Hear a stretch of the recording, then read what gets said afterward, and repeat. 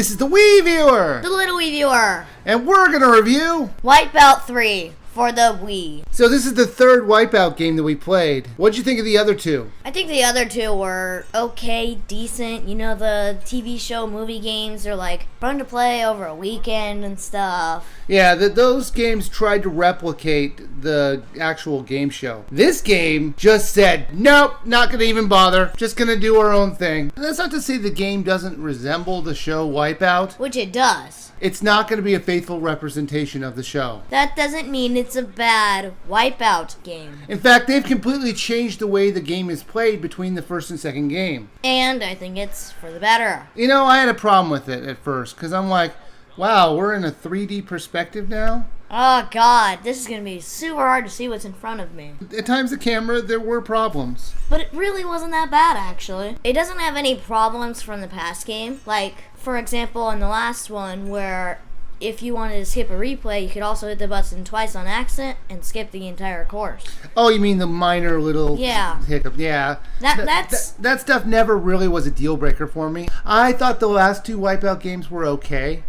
It got kind of boring kind of quick because games weren't that fun to maneuver through because it just seemed a little dull at times. Now they've completely changed the graphical style. And finally it doesn't look like the zombie corpse of John Hanson. He looks bubbly and fun, even if his ears are sticking out a bit. It's a more lively game. It's got, I'm going to say, better graphics for this type of game. You know, absolutely. I thought the graphics were way better. Crazy and wacky. And it's just got the overall feel of what Wipeout is. Now, there are 12 different courses you can go through, and they're all different. There are quite a few different obstacles you can go through. Most of the time, they're just retextured versions of the obstacles you've already been through. Wouldn't you agree? That is true, but I don't think it really matters for me. I like the new looks of different things. It definitely was something I had to get used to, though. Now, like I said, the game controls differently. You're just constantly running through these levels, which is following a narrow path.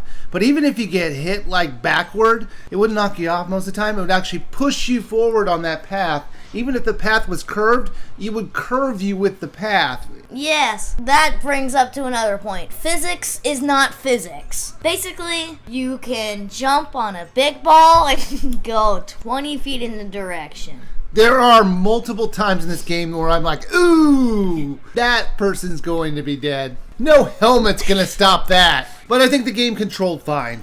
It controlled very fine. It really only used 3 controls. A to jump, Z to crouch, and the nunchuck to move. And then there's the occasional action commands. But other than that, it's pretty good. You can play with up to 4 other people, or just, of course, by yourself. Well, as you go through the levels, you collect rings, money, XP. You're leveling up your character so you can buy new things at the store. I guess you get a better credit card or, like, membership card.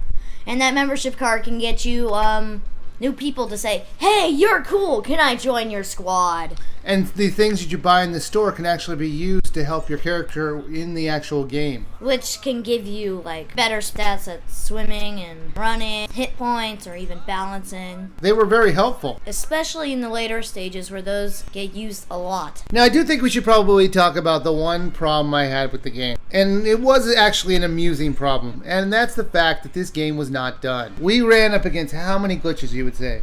Tons! I only ran into one time where I had to reset my Wii in order to play it again. Most of the time it's just like little things like they're floating in midair. Or they're not even there. Or like in the water and like it takes them 10 seconds to realize, oh wait, he's drowned. There's also times where things just stop. Like once we were walking through a thing and like a wheel that was supposed to, you know, destroy you didn't even move. The glitches didn't really hurt you except for that one time. So it could be fun to just mess around with it a little.